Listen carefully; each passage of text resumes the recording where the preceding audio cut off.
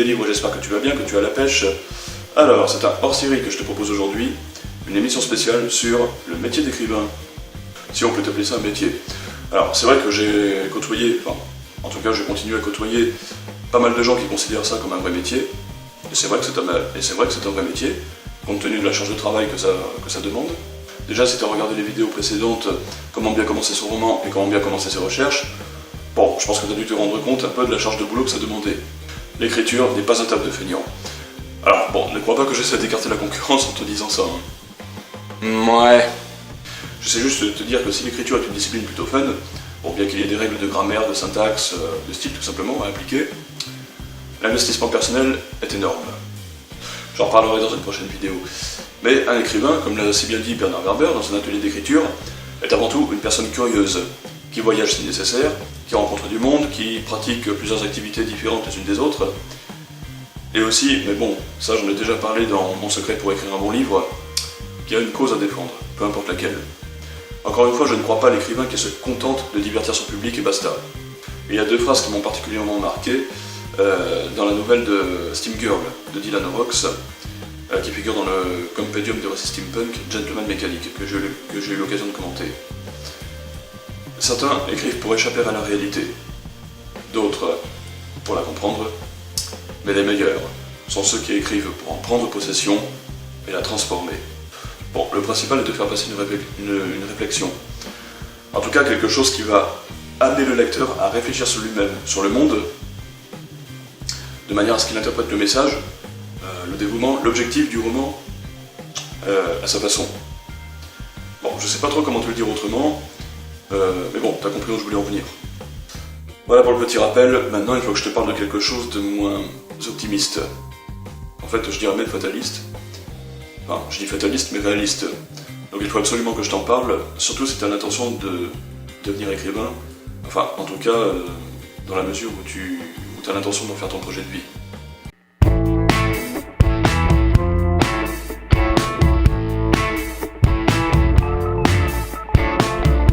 Il faut que je t'en dise davantage sur les conditions de vie d'un écrivain en herbe comme moi.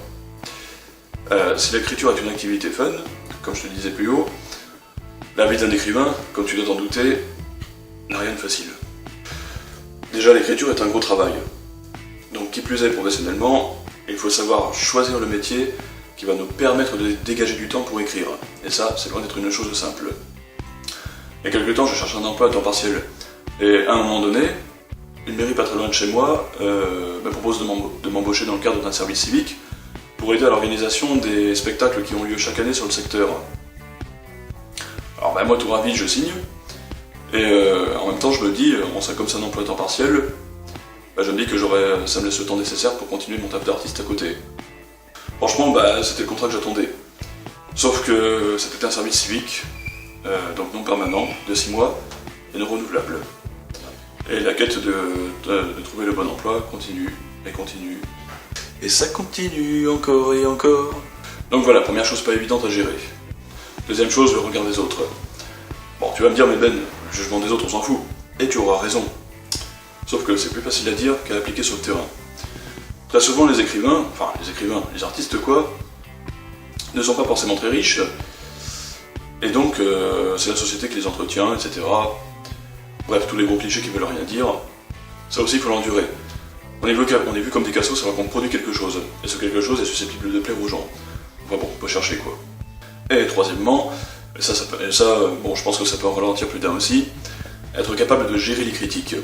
Alors, quand je parle de critiques, c'est aussi bien les critiques négatives que les critiques constructives. Je m'explique. Les critiques négatives sont celles que tu dois écarter, absolument. Je parlais du mépris de certaines personnes pour ce qu'on fait, pour notre manière de vivre, pour notre choix de vie, etc. Toutes ces personnes vont émettre des critiques négatives. Alors celles-là, évidemment, tu ne dois surtout pas les écouter, tu ne dois même pas t'en occuper, même si ça vient des proches. Et c'est là que c'est pas toujours facile à gérer. Bon, après, il faut pas oublier que si les proches nous critiquent, c'est parce qu'ils ont peur pour nous, ils veulent nous protéger, tout simplement. Alors, il faut tout de même se justifier, mais sans agressivité. Et c'est ça qui est pas évident. Mais bon, avec le temps, le recul, et la maturité aussi, on finit par y arriver. Les critiques constructives, maintenant. Ah, alors celles-ci sont intéressantes. Alors, en quoi est-ce que les critiques constructives sont intéressantes? Tout simplement parce qu'elles vont t'aider à avancer. Alors ce sont des critiques qui seront émises par des personnes qui vont te soutenir dans tes projets et qui te diront ce qui va et ce qui ne va pas. Principalement ce qui ne va pas, pour t'aider à progresser justement. Alors ce sont des critiques positives en fait, hein. Ce sont des critiques positives qui sont émises par des personnes par ton comité de lecture personnel, par exemple. Des amis, des collègues, des gens qui accepteront de lire ton manuscrit une fois celui-ci terminé, et qui vont te donner leur avis après lecture, tu vois. Donc tout ça, il faut être capable de l'emmagasiner. Mais bon, après c'est comme tout dans la vie, hein. Enfin, il y a les refus des éditeurs. Les éditeurs sont des personnes qui ont une pile à lire très conséquente. Et donc, de ce fait, ils ne peuvent pas se permettre de publier tous les manuscrits qu'on leur envoie. Oui, la concurrence est forte en littérature. Ça aussi, il faut l'accepter, même si c'est dur parfois.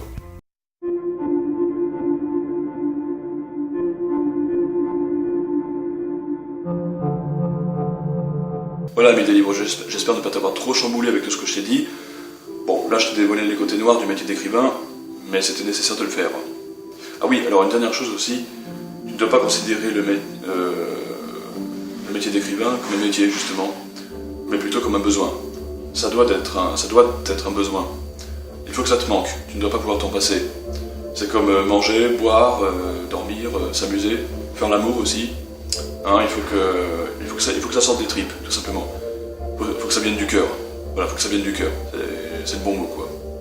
Voilà, amis des livres, c'est la fin de cette vidéo. J'espère que tu l'as apprécié, même si c'était pas toujours très positif. Si c'est le cas, mets un pouce bleu en bas de la vidéo. Partage-la sur les réseaux sociaux. N'oublie pas de t'abonner à la chaîne si ce n'est pas encore fait. Si tu as des remarques, des suggestions, je t'invite à les mettre en commentaire sous la vidéo. Quant à moi, je te dis à très bientôt pour de prochaines aventures littéraires. C'était Benjamin. Ciao.